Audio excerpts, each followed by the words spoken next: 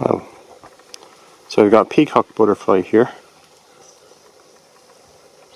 And this one's pretty fresh, you can tell by those beautiful eye markings. And they're on the buddleia bushes, which is the reason I planted the buddleia bush. And that's the bindweed, beautiful plant. So here's a peacock with its wings, closed wing. Peacock's very dark underneath the wing. But what we're looking for is the painted lady butterfly. Because one has flown in. And we're kind of at the northern extreme of the painted lady range. A lot of insects. There's a bee, but also beside the bee, soldier beetle. He's right there. You can barely see him. He's landed.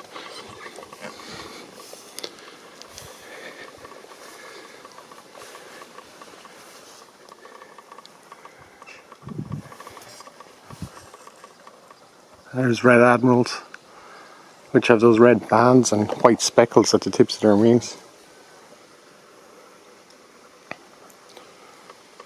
Ah, there's the painted lady.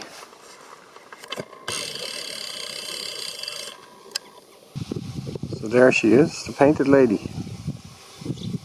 She's not more spectacular. She's kind of like a red admiral with the white tips near the wings, the ends of the wings. No bands though. And she's more orange coloured. And the actual insect itself, the body of the insect is more white hair. Now she probably flew up, she could have flown up from Africa. More than likely though, she hatched out in France, southern France, and then moved north. Here's a really big, large white, and you can see a chunk gone out of its wing. That's where a bird will have snatched at it, almost certainly a bird. And large whites like the butterfly bush just as much as the other ones. That's why it's good to grow butterfly bushes.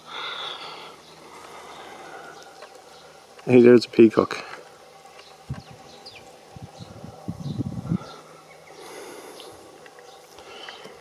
However, in order to keep the flowers growing low, you have to trim the top.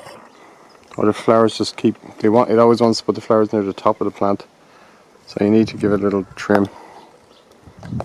Or off they go into the stratosphere. Like those ones are growing up in only a few weeks, so I'll give it a little trim.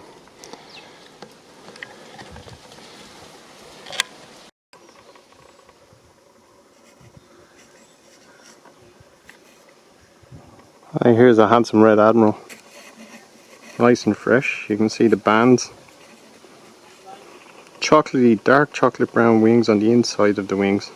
At the tips, very thick black and white speckles, but between the chocolatey brown and the hard black you get these reddish orange bands. They're more scarlet bands, I think. Lovely. And this one is of course feeding on a buddleia. Buddleia is a really important plant now.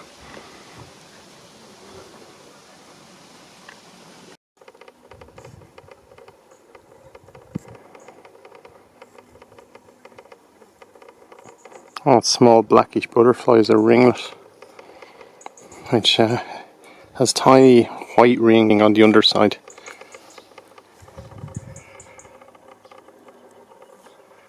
And here's our painted lady again. Very common species throughout the northern hemisphere.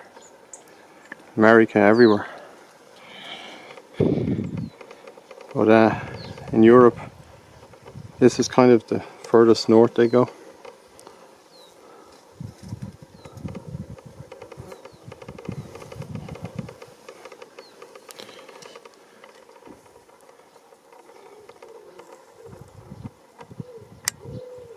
And there you can see a common butterfly with its raggedy looking wings. They're not actually ragged though. If you get up close you see they're actually very symmetrical. But they're jagged edged. There's a large white. That would be a male, as there's no dot on the inside of the wings of the forewing, on the top of the wings. So there's our painted lady. And there's actually meadow brown. Yeah, that's a meadow brown butterfly feeding on Buddleia. It's usually a grassland butterfly. But they do come into gardens.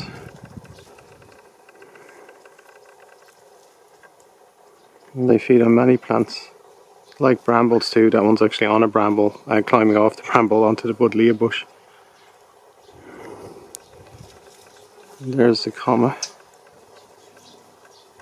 The ragged wings, and behind it of course a peacock with the eye spots, big eye spots. Very impressive colour.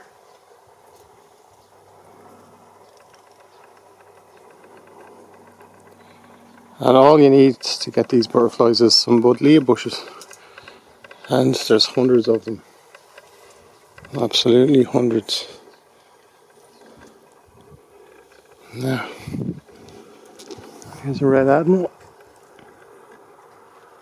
on the underside of a Buddleia bush. So I have many different kinds of Buddleia bushes. That one very sweet scent and very popular with butterflies. That's kind of the classic shape. Then I have these older ones. That one at the back is a huge old Buddleia bush, and it's pretty much, yeah, it's been around a long time and it's been allowed to grow with minimal pruning. Whereas these, I keep them pruned at the top to keep the flowers growing out the sides so that I can actually get up close and look at the butterflies. Otherwise, it just wouldn't happen. Here's a meadow brown in the meadow. You can see the big black spots with sort of little white dots on them, which look like eye shine. Very unusual, but the meadow brown is very camouflaged, very kind of a straw coloured. There's meadow browns everywhere. But there's not just meadow browns, we actually have silver Y moths all over here. They like the kind of old meadow. They also feed on the Buddleia, but they feed on many other kinds of plants.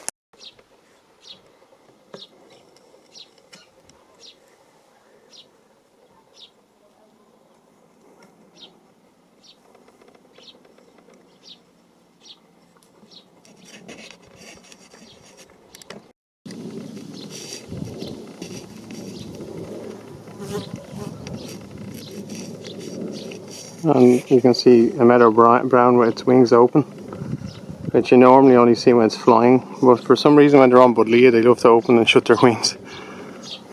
Although unfortunately there's a leaf right in front of us, making it difficult.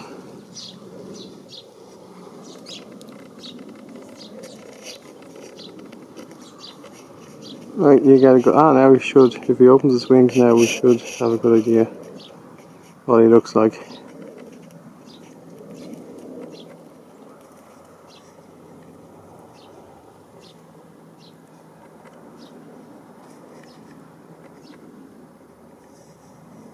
Hey, there we go.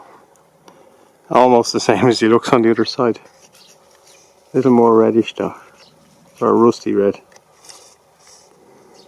So basically this is a butterfly garden, and it is designed as a butterfly garden. I mean, that was the objective, and by concentrating on butterfly bushes, that's how I managed to get it to do that.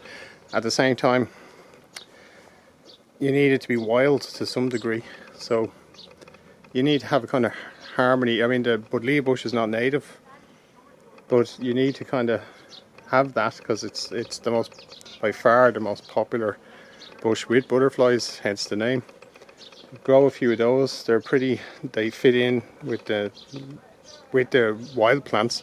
So you have a mixture of like old meadow, all sorts of native plants, and like the yellow medic as I showed you, and there's a white clover, there's other clovers, nettles, various grasses, and of course, which I'm very fond of, those white flowers, the convolvulus flowers of the bindweed. That's actually, I think that's the great bindweed, not the hedge bindweed, so it's actually maybe not convolvulus genus, but that's how you do it. You have a mixture of native and wild, or native and planted, and at the same time you have to control the planted. The native, you can kind of let it run a bit wild. At the same time, it's a garden, so you want to be able to enjoy it. So things need to be kind of where you want them to be, but not over the top. You have to know when to control it and know when to let it loose. And then you have a great setup. And the wild plants will provide the food for the caterpillars.